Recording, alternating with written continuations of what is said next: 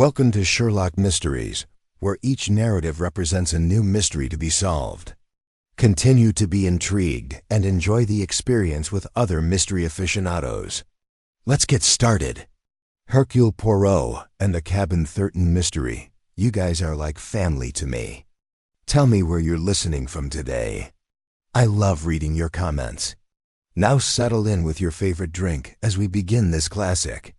Christie style. Chapter 1. A question of superstition. I have often reflected that it is the most trivial of incidents that lead to the most extraordinary of consequences. Had Mr. Jonathan Fraser not been a man of pronounced superstitious tendencies, had the purse been less accommodating, had Pooh and I chosen another vessel for our return to England, Colonel Marcus Radley might be alive today. We were 3 days out from Alexandria on the SS Mesopotamia. Poirot had been engaged in a trifling matter at the British Embassy, and I had accompanied him partly to revisit Egypt and partly because my old friend suggested the desert air would benefit my health. After a bout of influence that afternoon, I observed a commotion near the Peas office. A tall gentleman in an expensive suit gesticulated wildly. I absolutely refuse. I cannot and will not occupy cabin 13. Surely you must have some other accommodation. The Führer dabbed at his forehead.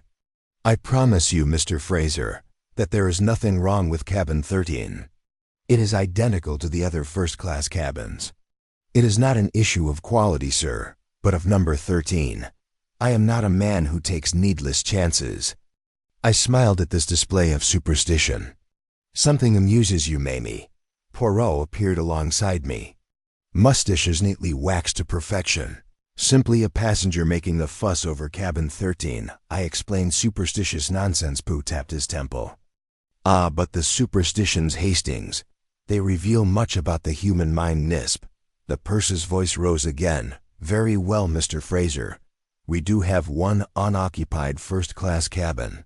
I can relocate you to cabin 17. Fraser's shoulders relaxed, and that would be perfectly fine. I didn't think about it again until dinner, when I was assigned to the captain's table with Colonel and Mrs. Radley, Miss Sophia Papadopoulos, and Lady Patricia Westbrook.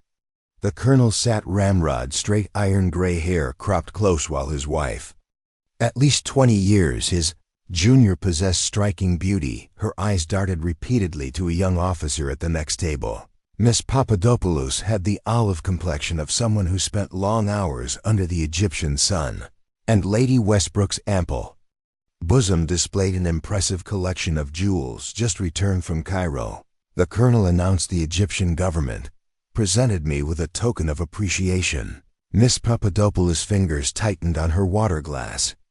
How fortunate to receive such a treasure. You must show it to us, exclaimed Lady Westbrook. Perhaps I will, the colonel replied, though I keep it secure in my cabin. One can't be too careful with valuables at sea. The person approached and bent to speak quietly to the colonel about a change in his accommodation. With visible annoyance, the colonel excused himself. His wife barely acknowledged his departure when he returned. He brushed at his sleeve, apparently on being moved to another cabin. Some nonsense. Lady Westbrook expressed how inconvenient a plumbing issue was. I hope they provide compensation and upgrade. They say larger cabin with a better view. He chuckled. Cabin 13 of all things. Some passenger refused to remain there out of superstition. Bunch of rubbish. If you ask me, I've faced enemy fire. I'm hardly going to be worried by a number. I caught Pooh's eye, a familiar glint. It appeared his little gray cells were engaged during a gap in talk. Miss Papadopoulos leaned forward. You were in the Valley of the Kings, I understand. Colonel Short, more of a tourist than a scholar, but you came away with numerous interesting keepsakes. I imagine. The table grew silent. The colonel's knife paused mid-cut. All acquired properly, I tell you, she said, though her tone suggested otherwise. After dinner, Poirot proposed a turn around the deck. The night had encased the ship in velvet darkness. What did you think of our dinner companions? He inquired. What an unusual combination. I responded. The colonel seemed decent enough, military type, bit proud of himself. His wife is somewhat younger, and I'd say not fully dedicated, and Miss Papadopoulos, you noticed the exchange. Rather pointed, wasn't it? Something about souvenirs. You think the colonel might have helped himself to artifacts. He shouldn't have. As we rounded a corner, we nearly collided with a ship's steward, a thin man with a sow complexion carrying a small valise and a jacket belonging to Colonel Radley. "Pardon me, gentlemen," he said, moving the colonel's things to his new cabin. "I take it, yes, sir. Just the last few items." He hesitated. "Would either of you happen to know the time?" "Thank you, sir." The steward, Hawkins according to his name tag, hurried away. In the smoking room, we found Captain Jeffrey Barton enjoying a cigar. "You serve with Colonel Radley, I believe?" Poirot inquired. The muscles in Barton's jaw tightened. "Yes, in Egypt and Palestine. Radley commanded our regiment for a time. You are not perhaps the greatest of friends, let's just say the colonel, and I have different recollections of certain events during the campaign." He tapped ash from his cig. Steward appeared. "Is there a doctor here?" Colonel Radley had been found in his cabin, stabbed. I followed as he ran for the first-class rooms. A small crowd had collected outside cabin 133, and the ship's captain, recognizing Poirot, motioned us forward. "Miss Poirot, this is most distressing. Perhaps you would, of course, Captain, if I may be of assistance." The cabin revealed a scene of disorder. A chair lay overturned, glass fragments from a shattered water carafe glinted on the floor, and the bed covers were twisted. There, sprawled across the bed, lay Colonel Radley, his white shirt front stained. Crimson protruding from his chest was an ornate dagger, the ceremonial weapon he had mentioned at dinner. The ship's doctor looked up. Poirot nodded and began examining the cabin. He knelt and reached under the bed, extracting something which he slipped into his pocket. "We'll have to wires is ahead and have the authorities meet us at the next port," the captain said. "Which is?" I inquired. "Moulter. We dock tomorrow afternoon." "Then we have until then to uncover the truth." "Poirot, with your permission, Captain, I would like to investigate this matter. I was about to request your help. This is the most distressing murder aboard my ship. I shall require a complete list of passengers and crew, access to all areas of the vessel, and the cooperation of your officers. You shall have it all outside the cabin." The night had grown darker, clouds obscuring the stars, and a distant rumble of thunder preed the storm to come. Pooh's face showed the focused concentration. IK Chapter 2. The morning after, I awoke the following morning to find the sea significantly less calm than it had been the previous day. The SS Mesopotamia pitched and rolled with a rhythmic motion that might have been soothing under different circumstances. As it was, the events of the previous night had left me with a distinct uneasiness that had nothing to do with the motion of the vessel. When I joined him for breakfast, Poirot appeared completely unconcerned about either the ship's progress or the murder. He sat at a small table near the window, perfectly dressed as usual, with his egg-shaped head bent over a cup of hot chocolate. "Ah, Hastings, I hope you slept well." I admitted to a passing steward that it was difficult to sleep soundly with a murderer aboard. Pooh's mustache twitched slightly. "Most of the passengers, I suspect, share your difficulty." Observe. I glanced around the dining saloon. It was noticeably less crowded than the previous morning, and those who had ventured forth spoke in hushed tones, casting furtive glances at their fellow travelers. The captain's table, where we had dined with Colonel Radley and the others the night before, remained conspicuously empty. "The news has spread, I see," I said, buttering a piece of toast with the grieving widow. I mumbled. "Indeed, but she has chosen to come in the public dining room rather than having her breakfast served in her cabin." Before I could react, Miss Lemon appeared at our table. Pooh's secretary had accompanied us on this journey to assist with correspondence relating to his current case. She was efficient as always, carrying a notebook and wearing a look of brisk competence. "I've compiled the information you requested, Mr. Pooh," she said, placing a neatly typed sheet of paper beside his plate. "A complete list of the first-class passengers, their cabin numbers, and their stated reasons for traveling." "Excellent, Miss Lemon. And the crew members who had access to the first-class cabins on the second page, sir, along with their duties and schedules." Pooh examined the list with approval. "You are the model of efficiency, Miss Lemon. There is one more assignment I would ask of you. Could you engage Mrs. Radley in conversation, possibly express condolences, and observe her responses? The feminine touch may evoke confidences that would not be shared with Pooh. Miss Lemon nodded and moved away toward the widow's table. I cocked an eyebrow at Poirot, starting with the wife. Isn't that a little obvious? The obvious must never be overlooked, my friend. Besides, it is a courtesy call. The official questioning will come later. He tapped the passenger list, but first I think we should pay a visit to our superstitious friend Mr. Fraser. We found Fraser in the ship's library, a book open but unread on his lap. As he stared out at the rolling waves, he started visibly when Poirot introduced himself. The detective. I've read about your cases, of course. Fraser's thin fingers fidgeted with his dreadful business about Colonel Radley. I can't help but feel accountable. Perhaps Pooh suggested gently. Fraser's head jumped up. How did you know it's irrational? I'm aware, but if I hadn't insisted on changing cabins, he wouldn't have been in cabin 13. And perhaps the murderer would have found another opportunity. I interposed quite strongly. Poirot agreed. Tell me, Mr. Fraser, why such phobia of the number 13? A flush crept up Fraser's neck. A family tragedy. My brother died on the 13th of March, in a room numbered 13, at 13 minutes. Past the hour. Coincidence, the rational mind says, but since. Then his voice trailed off. You knew Colonel Radley before last night? No, not at all. I'd never met the man before I saw him at dinner. And after dinner, where did you go? Fraser frowned. I retired early since the motion of the ship didn't agree with me. I took a sedative and was asleep by 9. Can anyone confirm this? The steward who handed me a hot water bottle. Perkin, I believe his name was about 8:30. Poirot nodded seriously. Thank you, Mr. Fraser. You have been really useful as we left the library. I glanced at Poirot. So do you trust him? There is no reason not to. But it is still early, Hastings. We have many lines to pursue. Our next call was to Captain Barton, whom we found on the boat deck pacing back and forth with a restlessness. The wind having picked up, throwing spindrift across the deck.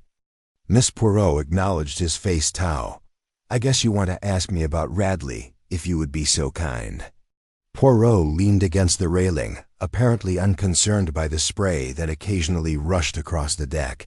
You indicated last night that you and the Colonel had difficulties.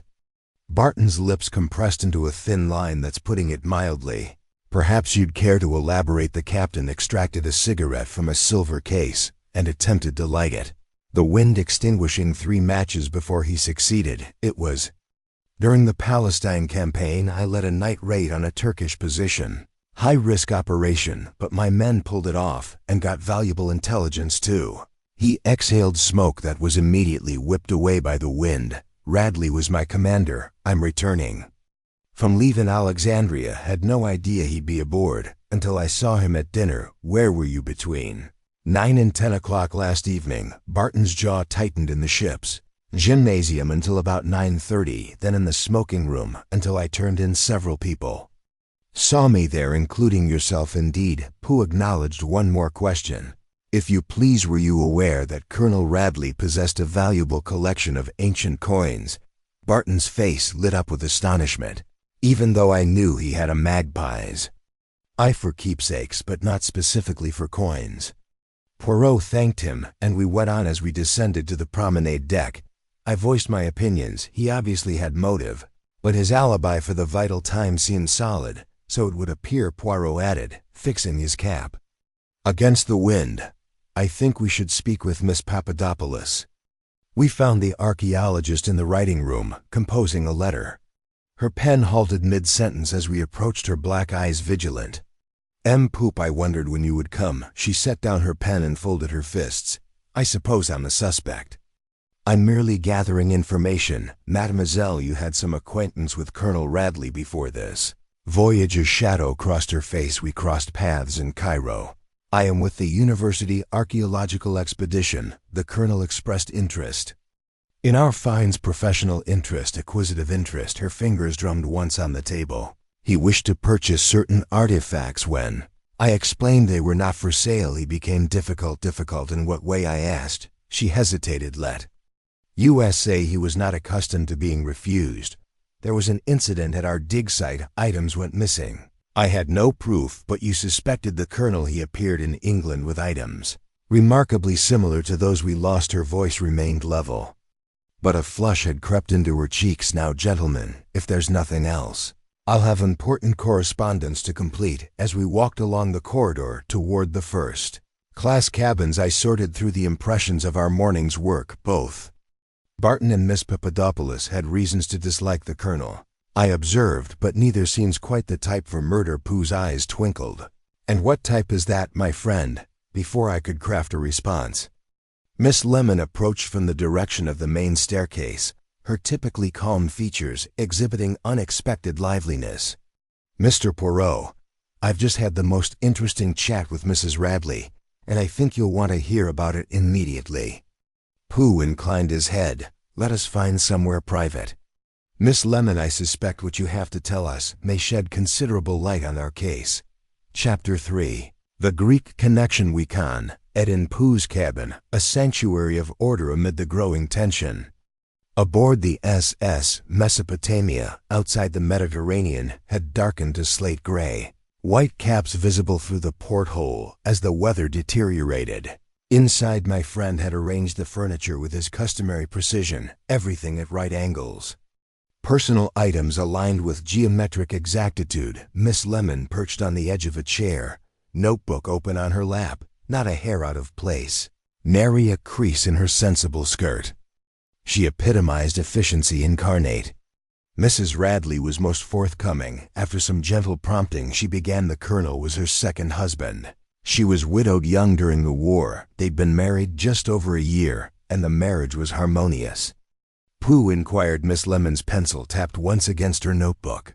Hardly, she admitted quite freely and almost carelessly that she married him for financial security. The colonel was thought to be affluent enough to compensate for his other deficiencies. I lifted an eyebrow fairly coldly. She made no pretense of mourning. Miss Lemon continued. When I expressed sympathies, she simply shrugged and said these things happen. Then she wondered how long till we reached Malta, and whether the authorities might delay her onward journey. Poirot scratched his beard thoughtfully. Did she discuss her plans after Malta? She claimed to have family links there. Rowe repeated, his eyes narrowing, which is very interesting. Did you notice Hastings, our archaeologist friend, is also Greek? The connector clicked in place. Miss Papadopoulos, do you suppose she and Mrs. Radley would know each other? Before Poirot could respond, a sharp knock sounded at the door, and the ship's captain entered in his uniform. Immaculate, despite the strain obvious in his face, excused the intrusion. Miss Poirot, I felt you should know we did a preliminary inventory of Colonel Radley's effects. His personal safe had a collection of antique coins, fairly expensive by all looks. The purser recognized some as rare Alexandrian tetradrachms, and these coins are all present. That's it. According to a notation in the colonel's journal, there should be 12. We found only 11.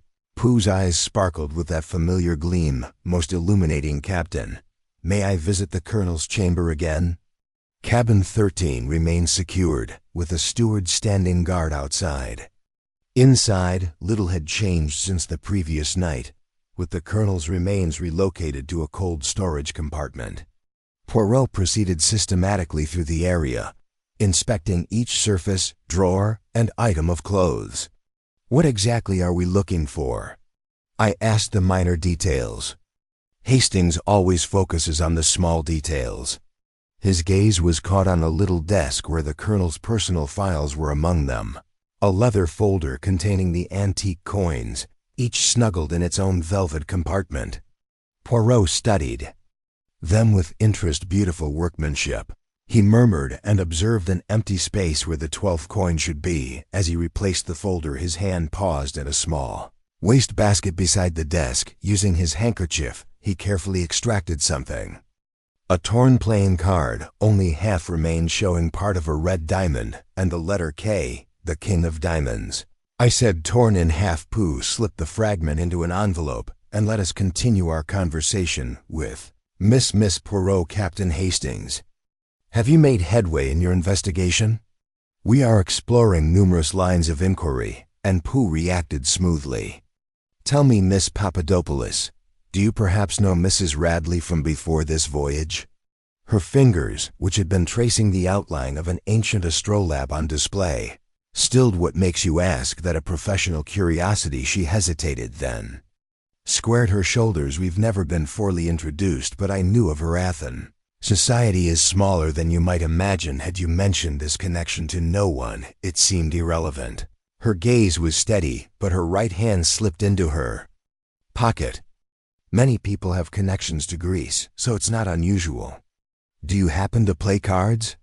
Miss Papadopoulos stiffened somewhat periodically when asked a seemingly random inquiry on a minor issue. Poirot removed the torn card from his pocket. Does this belong to you? Perhaps she glanced at it, her expression carefully neutral. I believe I have a deck in my cabin. I haven't noticed any missing cards, but I haven't played since coming aboard. Would you mind if we examined your deck? Not at all. She led us to her cabin, a neat space adorned with several archaeological texts and a small bronze statue of Athena. From a drawer, she produced a deck of cards. Here you are. Pooh spread. Miss Papadopoulos frowned. How strange, I hadn't noticed. And you have no explanation for how half of this card came to be in Colonel Radley's cabin at all? A flush had crept into her cheeks. Unless we did meet briefly on deck yesterday afternoon. He was quite persistent in his attentions. Perhaps he took it then, though. I can't imagine why. As we left her cabin, I glanced at Poirot. Do you believe her? His expression remained inscrutable. The truth, Hastings, like the ancient artifacts our friend studies, is often buried under layers of deception. We must continue to dig. The ship's bell rang 3 times, marking the passing hours of our compressed investigation. With Moulter approaching, time was running out, and the shadows of suspicion continued to lengthen across the SS. Mesopotamia. Chapter 4: Professional Differences. The weather continued to worsen as the afternoon progressed. The SS Mesopotamia pitched and rolled with increasing vigor, sending goods sliding across tabletops and passengers grasping rails. Poirot, who had never been an enthusiastic sailor, maintained a stoic demeanor belied only by a slight greenish tinge to his complexion. I think, Hastings, he remarked, as we made our way carefully along the corridor, that we should speak once more with Captain Barton. His history with Colonel Radley requires further illumination. We found Barton in the ship's chart room, bent over navigational maps with the first officer. Upon seeing us, he straightened his face, a careful mask of nemur. Poirot. Captain Hastings, what can I do for you? A few more questions, if you would be so kind. Poirot answered in private. Perhaps the first officer left himself, leaving us alone amid the charts and instruments outside the windows. The sea pushed against the glass spray, periodically obscuring this morning. Pharaoh began by mentioning a military action in Palestine with which Colonel Radley took unwarranted credit. I would welcome further details of this incident. Barton's fingers pounded once against the chart table before stilled them. It was a night reconnaissance behind Turkish lines. High-risk mission, my plan. My guys, my neck on the line. We brought back intelligence that changed the course of the entire campaign, and Colonel Radley, he was safely behind the lines the entire time. Barton's jaw tightened, a muscle twitching visibly at the hinge, but in his report to headquarters, he presented the operation as his own strategic initiative. By the time I learned what had happened, he'd received commendation from the general himself. You protested, of course. I tried. His laugh held no humor. My word. Poirot nodded thoughtfully. A heavy burden to bear for so many years. I've made my peace with it. Barton turned to look out at the storm, or wanted to ask one more question, but the words were taken. Glory, do they have any relevance to you? Barton's head swung around, eyes sharpening. Where did you hear that phrase? It is relevant to our study. The captain's shoulders stiffened, then dropped as he inhaled gently. Yes, they have sign importance. I confronted Radley before he left the regiment and told him he'd stolen the glory that rightly belonged to my men. He laughed it off, and his voice dropped. I wrote those words in a letter years later when I heard he was publishing his memoirs, and told him if he included my operation in his book, I'd go public with the truth. And did you send this letter 3 months ago? I never got a response. As we left the room, the ship lurched suddenly. Pooh clutched at a handrail, his face momentarily betraying H. Perhaps mon ami proposed we continue our investigation somewhere more stable. We made our way to the smoking area, which was mainly vacant due to the increasing circumstances, and settled into nice leather chairs. I expressed my thoughts. Barton undoubtedly had motive taken. Glory be that connects directly to the threatening note mentioned by the steward. Indeed, Poirot agreed. But consider this: if Captain Barton wished to murder Colonel Radley, why choose this particular moment? Why not years ago when the wound was fresh? Before I could respond, a steward approached. With a silver tray message for M. Poirot, he announced, presenting a folded note. Poirot read it quickly. The captain asks our presence. The ship's officials conducted a search of the guests' cabins and found something of interest. We found the captain in Barton's cabin, along with the first officer and a visibly angry Barton himself. This is ridiculous, Barton was saying as we entered. I demand to know on what grounds you searched my belongings. The captain turned to us. Miss, we've been conducting routine security searches in light of the murder in Captain Barton's cabin, we found. This, he held up a sheet of notepaper, a draft of a threatening note, using the exact phrases "stolen glory." Poirot accepted the paper and carefully examined it. The words were scribbled in a hurried scroll. Your stolen glory will be your ruin.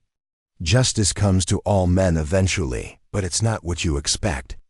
Barton persisted, a flush rising up his neck.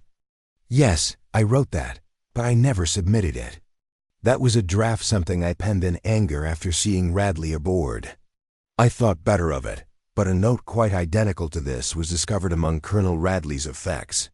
The captain said. Barton's face paled. Someone must have taken it from my cabin. I wrote it the first night out, believed it was a letter, and placed it in my desk drawer. Poirot studied him closely.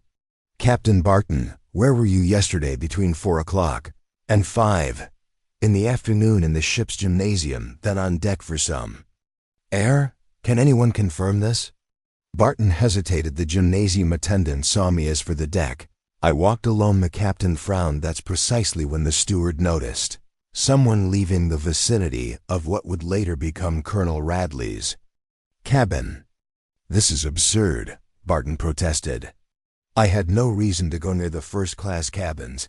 Pooh's eyes narrowed slightly. Tell me, Captain Barton, did you know about Colonel Radley's collection of ancient coins? I've already told you I didn't yet one of these coins is now missing, a valuable Alexandrian tetradrachma, and you think I took it? But Maran's laugh was harsh. Search my cabin thoroughly, then you won't find any ancient coin. The captain nodded to the first officer, who began a methodical search of the cabin drawers. Hastings, intrigued. The pieces of our jigsaw refused to fit nicely together, and my companion frequently hints that we are looking at the wrong picture entirely. The ship's officer at the end of the corridor saluted crisply. Muir. Poirot, the captain, asked me to advise you that we will be landing in Malta within 2 hours. The local police have been contacted and will board promptly upon docking. Pooh nodded his approval. Time was running out, yet I realized that the true solution to the enigma of Cabin 13 remained tantalizingly beyond our grasp. Chapter 5. Service and Secrets. The statement that we would be reaching Malta within 2 hours provided a new urgency to Pooh's investigation as we made our way through the tight corridors of the SS Mesopotamia. The ship rocked less violently, and we had entered more sheltered waters. We must speak with the steward Hawkins. Poirot said his role in this scandal may be more serious than it initially looked. We discovered the purser, who informed us that Hawkins was currently attending to tasks in the ship's linen room. Following his directions, we proceeded to a lower level where the crew quarters and service spaces were located. The inn room, with its racks of carefully arranged sheets and towels, represented order and efficiency. Hawkins stood at a central table checking items against an inventory sheet at our arrival. His pencil halted mid-stroke, and his handsome face registered surprise. "Miss Pusa, Captain Hastings, can I help you a few questions if you please?" Buo replied, running a finger along a shelf and examining for dust. Finding none, he nodded slightly. "In approval, you were assigned to Colonel Radley's cabin." "Yes, sir. I was responsible for cabins 9 through 15 on that deck, and you transferred his belongings from his original cabin to cabin 13. Hawkins's Adam's apple bobbed as he swallowed. "That's right, sir. Everything except his valuables, which he moved himself." Hawkins's fingers fidgeted with his uniform button, though I did see him carrying a small leather folder from his safe. "Coins, no doubt," I murmured to Poirot. "When exactly did you complete the transfer of the colonel?" "Pooh," continued Hawkins, frowned in concentration. "I started around 8 after dinner service began, finished most of it by 8:45, but the colonel wanted his evening clothes pressed for the following day, so I took those to be pressed and returned them to the new cabin just after 9:30, which is when you encountered us on deck and asked for the time." Pooh observed. "That's right, sir. My watch had stopped at 9:15, most inconvenient, and when you returned to cabin 13 later at approximately," twisted a loose thread on his sleeve, "must have been around 10:15, sir. I'd finished my other duties and wanted to make sure everything was satisfactory with the colonel's new accommodations." "Did you notice anything unusual in the corridor?" When you approached the cabin, a look of concentration crossed Hawkins's face. "Well, there was water on the floor. Just a few drops. I assumed someone had spilled a drink, so I wiped it up before knocking." Pooh's eyes lit up. "But you noticed water. This is most significant, is it, sir?" Hawkins looked bewildered. "Most definitely." Pooh's mustache twitched slightly. "Tell me, how well did you know Colonel Radley's habits?" "Hardly at all, sir. This was only the 3rd day of the voyage, yet you took particular care with his belongings. Did you not? Everything arranged just so." A flush crept into Hawkins's pale cheeks. "I tried to provide good service to all passengers, sir. Of course, but I noticed that you paid special attention to certain details, such as the colonel's military decorations, which you arranged in precise order of precedence on his dinner jacket." Hawkins' eyes widened. "Sir, I notice many things, mon ami. It suggests someone with knowledge of military protocols. Perhaps you served in the war." The steward's shoulders straightened almost imperceptibly. "Yes, Sir Royal." Poirot nodded thoughtfully. "One more question. Did you observe any of the ship's passengers approach cabin 13 at strange hours?" Hawkins paused. "Well, sir, I wouldn't want to talk out of turn in this murder investigation." I reminded him that speaking out of turn may be exactly what's needed. "In that case," Hawkins lowered his voice, "I did see Lady Westbrook outside that section of cabins yesterday afternoon, and she seemed a little lost. She did say she was looking for her own cabin, but hers is on the deck above." "Most interesting." Poirot murmured. "And what time was this?" "Around 4 o'clock, sir. I remember because I was delivering afternoon tea to Miss Papadopoulos at the time." We thanked Hawkins and left into his inventory as we climbed the stairs back to the passenger decks. I shared my thoughts. Lady Westbrook hasn't figured prominently in our investigation. Thus far, perhaps we've been overlooking her, perhaps. Poirot agreed, though one must ask why the aristocratic Lady Westbrook would murder a man she had only just met. We found Miss Lemon in the ship's library, precisely organizing her notes at our approach. She closed her notebook and adjusted her glasses. "Mr. Poirot, I've completed the inquiries you requested. The ship's telephone operator confirms that Mrs. Radley placed a call to Athens yesterday afternoon, speaking in Greek, for approximately 3 minutes. Excellent work, Miss Lemon. And the other matter. The pure records show that Lady Westbrook and Colonel Radley were both passengers on the Alexandria Star 6 months ago, traveling from Southampton to Egypt. They were not mere strangers meeting for the first time on this voyage." Pooh's brows rose. Another piece falls into place. A ship's officer approached, cap in hand. "Excuse me, Miss Poirot. The captain asks that you join him immediately. We've apprehended someone attempting to dispose of an object overboard." An ancient coin matching the description of the one missing from Colonel Radley's collection. We hurried to the captain's cabin, where we found him standing over his desk. On a white handkerchief lay a tarnished silver coin, its surface bearing the profile of a long-dead ruler, found in the possession of Vincent Hawkins, the captain announced. Poirot quizzed under guard in his quarters. He's claiming it was put in his pocket, says he only discovered it when changing his jacket, and panicked. Pooh stooped to check the coin without touching it. This is indeed a teradrachm of significant age and value, therefore we have our thief, I suggested, and perhaps our murderer. Poirot straightened his face, worried. Nori, what we have is another piece of a most complex puzzle, and I fear that someone is arranging those pieces to create a false picture. As we left the captain's cabin, the first glimpse of Malta appeared on the horizon, a smudge of land against the darkening sky. Our time was running out, but I sensed that Poirot was drawing closer to the truth hidden behind the cryptic clues of Cabin 13. Chapter 6. Matters of time and scent. The land of Malta grew larger on the horizon, its limestone fortifications catching the late afternoon sun. We had perhaps an hour before docking, and yet Poirot showed no signs of anxiety. Instead, he insisted we pay a visit to Lady Westbrook, who had thus far remained a peripheral figure in our investigation. We found her in the first-class lounge, taking tea with the air of one accustomed to the finer things in life. Diamonds glittered at him. As we approached, she laid down her cup with great precision. "Miss Poirot, I wondered when you'd get around to me." Her voice carried the crisp authority of the English aristocracy. "Everyone else has been questioned, I understand." Poirot bowed slightly. "My apologies for the delay, Lady Westbrook. You are most perceptive." She motioned to the empty chairs at her table. "Please join me."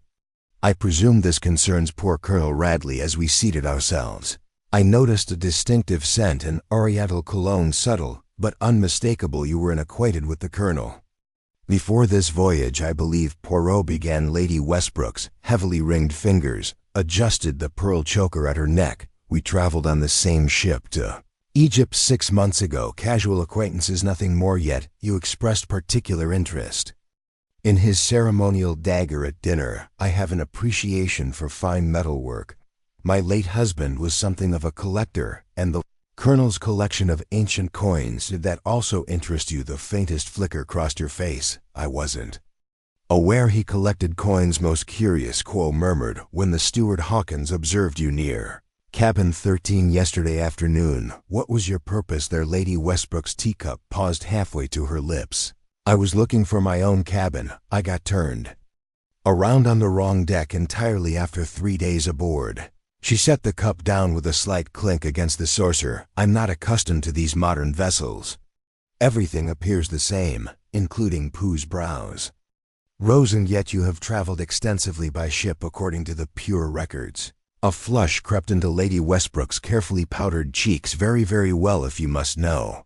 I was looking for Colonel Radley. He had expressed interest in purchasing one of my brooches, a gold scarab with lapis inlay. I thought to show it to him before dinner at 4 in the afternoon, when most first-class passengers would be at tea.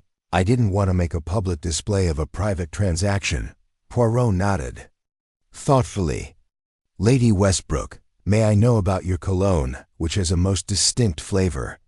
Her hand rose to her throat in a seemingly unconscious gesture. "Midnight in Cairo, acquired during my recent tour. Can you locate it?" "Pleasant, most interesting."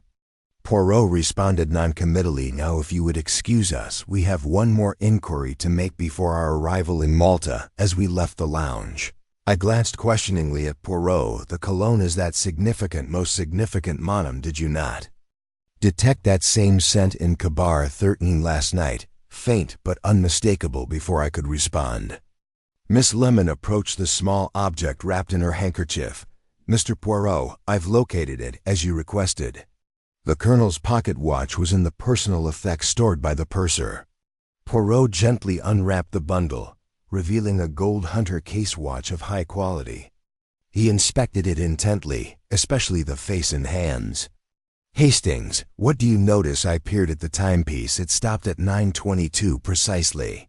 Pooh's eyes gleamed, and yet when I asked Steward Hawkins the time last night, It was 9:27, and his watch had stopped at 9:15. The discrepancy in times, you think it's significant.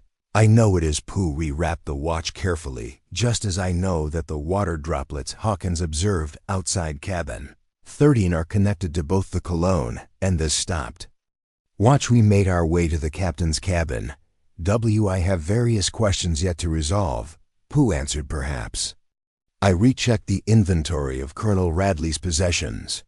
The captain handed over a typed list. Poirot scanned it quickly, his finger pausing at one entry, the colonel's shaving kit. It included a straight razor. Yes, quite elaborate one, silver handle with his initials engraved, and the ceremonial dagger. Had it been examined thoroughly, the ship's doctor looked it over. Death was caused by a single thrust to the heart. The dagger penetrated between the ribs with considerable force. Were there fingerprints? The skipper shook his head. The handle was wiped clean. Poirot nodded thoughtfully. I'd like to meet with Mrs. Radley once more before we dock. We located the colonel's widow in her cabin, packing her possessions with systematic efficiency. Unlike many of the first-class cabins that overflowed with personal items, hers was Spartan immaculate. Madame Poirot said, I apologize for the intrusion, but time is running out. I assume the Maltese police will want to question me. She folded a garment with meticulous movements. I have nothing to hide. Miss Poirot, perhaps you can explain why. You called Athens yesterday speaking in Greek. Her hand stilled momentarily. I was confirming arrangements with family friends. I told you I have connections there, and your relationship with Miss Papadopoulos. Mrs. Radley's eyes narrowed slightly. I have no relationship with her. We've barely spoken. But you both speak Greek and have connections to Athens. Greece is hardly a large country, Miss Poirot. Coincidences do happen. One last question, if I may. The key to Colonel Radley's cabin. Did he keep it with him at all times? She frowned. I wouldn't know. Such mundane details were my husband's concern, not mine. As we left her cabin, the ship's engines changed pitch, and we were approaching the harbor pier. I said urgently, we're nearly at Malta. Shouldn't you be preparing to present your conclusions to the authorities? His expression was serene all the time. Mon ami, there is one more test I must conduct. Fetch Miss Lemon, and meet me in cabin 13 in 10 minutes. When I arrived with Miss Lemon, at the appointed time we found Poirot examining the cabin's washstand with minute attention. Ah, you're here, good. He straightened, adjusting his bow tie. I have arranged for all of our suspects to gather in the main lounge at 6 o'clock. There, I shall reveal the truth behind the murder of Colonel Radley. You've solved it. Then I asked. Pooh's fingers brushed at Hastings. The water droplets, the fragrance, the stopped watch, the position of the key, they tell a narrative entirely different from what our murderer planned. Through the porthole, the historic harbor of Vita came into view, shining in the sunset light. The time for answers had arrived. Chapter 7. The main lounge of the SS Mesopotamia had been transformed from a place of leisure to one of tension outside the windows. The harbor of Vita glowed golden in the evening light as the ship maneuvered toward its berth inside. The ship's officers had assembled our suspects as requested by Mrs. Radley.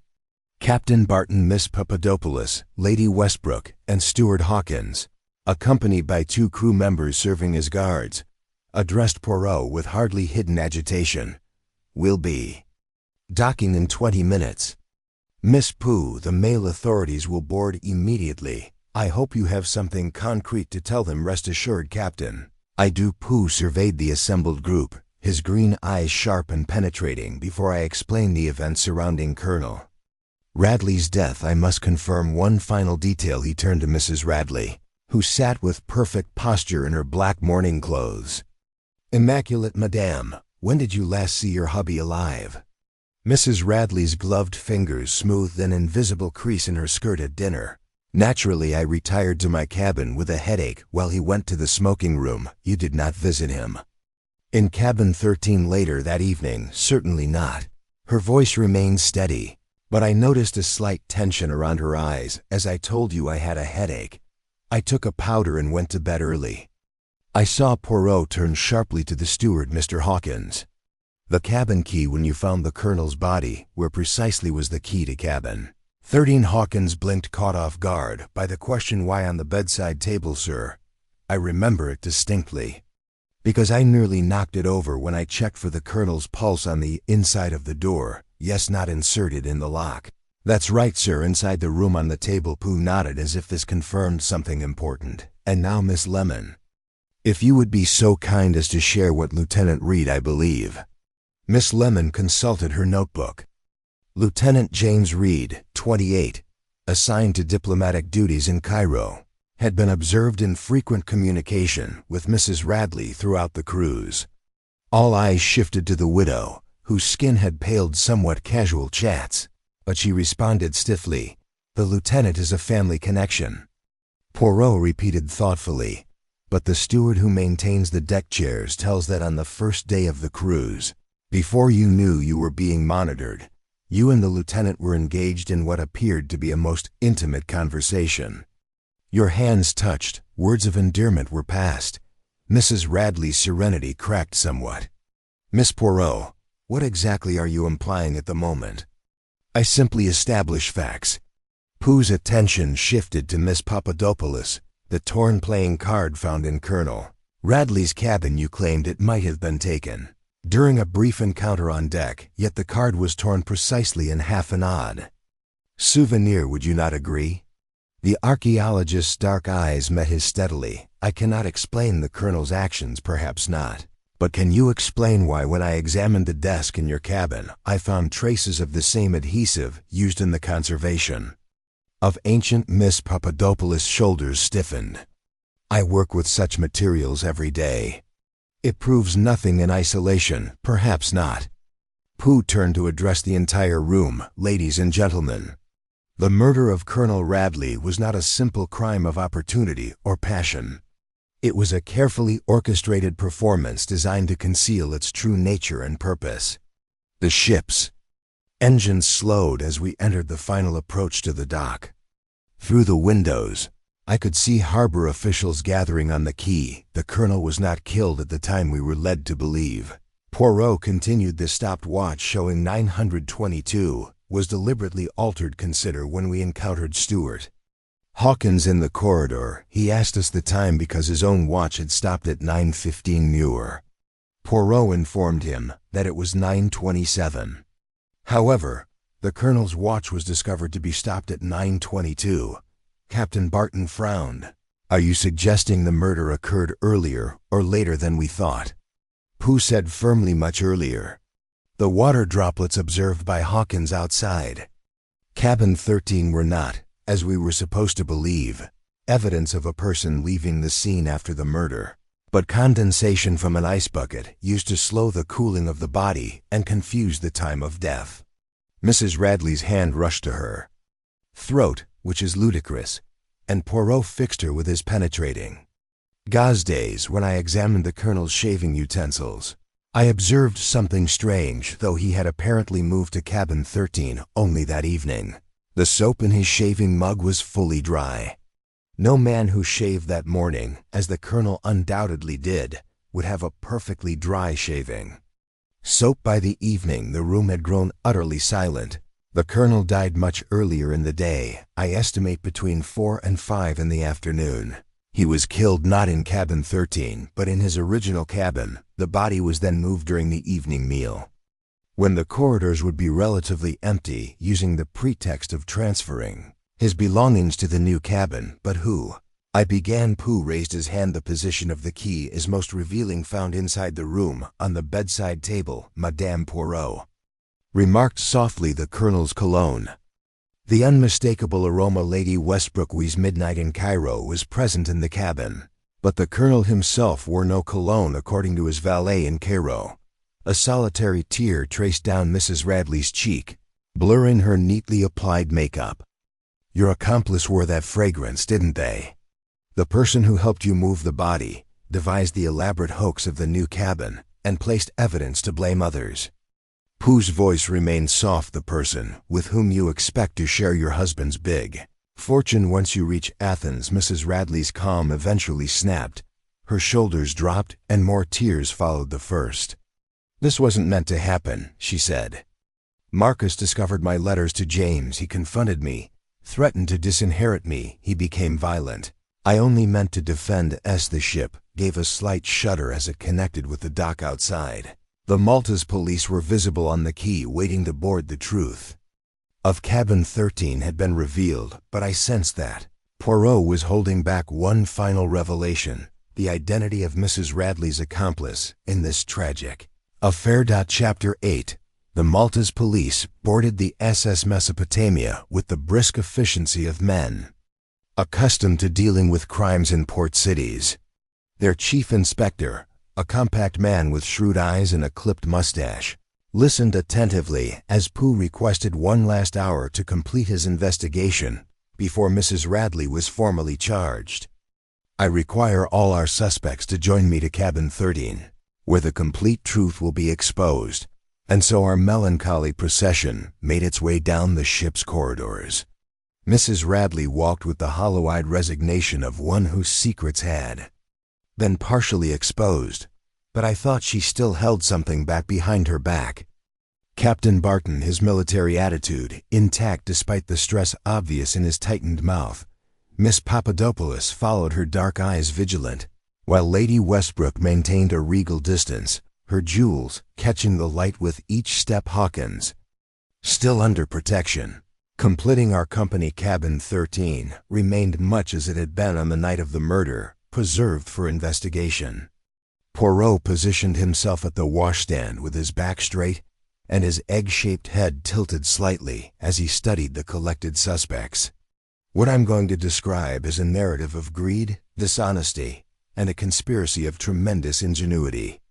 Mrs. Radley admits to killing her husband in self-defense, but there is much more to this affair. The widow's gaze lowered to the floor, her hands trembling slightly. The Colonel's murder was definitely performed in the afternoon, as I previously indicated, but it was not, as Mrs. Radley says, an impulsive act of self-protection. Pooh's voice hardened. It was a methodical murder organized in collaboration with an accomplice, as Captain Barton asked, who helped her patients. Captain Pooh's eyes swept the room, considering first the evidence planted to mislead us. The threatening note about stolen glory found among the Colonel's effects, clearly meant to implicate you. The missing coin discovered in Stuart Hawkins' possession. The torn playing card connecting to Miss Papadopoulos, all designed to scatter suspicion. Lady Westbrook's bead hand rose to adjust her necklace. This is all very dramatic. Miss Poirot, but what does it have to do with the rest of us? The woman has confessed, if partially. But observe, Mrs. Radley said her husband grew violent when he discovered her relationship with Lieutenant Reed. But the Colonel's body showed no indications of struggle beyond the fatal wound. His hands bore no defensive scars, his knuckles no bruising associated with striking his wife. Mrs. Radley's head sprang up. "I never said he struck me. He threatened to, but you indicated that." Pooh's finger wagged gently just as you claimed that. "Lieutenant Reed was your lover and collaborator." He turned swiftly toward Lady Westbrook. "Madame, wasn't this a cunning misdirection?" The aristocrat's face drained of color. "I'm not sure what you mean." Lady Westbrook's fragrance was the most recognizable present in the Colonel's cabin at midnight in Cairo, despite the fact that he did not use it. Lieutenant Reed, when I casually inquired, favors are completely different. "Sent yet, you madame, you wear it continuously." The room had gone completely calm. I investigated the Colonel's safe after his items were transferred. Poirot continued inside with a tiny notebook tracking his antiquities purchases. The most recent item indicated getting a scarab brooch with lapis inlay from P.W. for a considerable fee. Noted your initials, Lady Westbrook, Patricia Westbrook. The aristocrat's composure cracked. "That proves nothing. We had a business transaction." "Nothing more perhaps, but when I asked about the Colonel's coin collection, you claimed to know nothing of it yet. The transactions notebook clearly shows you sold him 3 of those coins during your previous voyage together. Why lie about such a detail, Lady?" Westbrook's face had become a mask of rigid control. Mrs. Radley watched her with increasing fear, but Trish told them they were incorrect. She whispered that the strategy was simple but efficient. Poirot said, his voice cutting through the tension, Lady Westbrook and Mrs. Radley met 6 months ago. During the Colonel's previous voyage, they formed an alliance, business at first, then personal. The Colonel's fortune would be shared between them after his convenient death. He moved to the bedside table. The position of the key tells us much left. Inside on the table, only someone with their own key could have locked the cabin from outside afterward. Only a spouse would naturally possess such a key.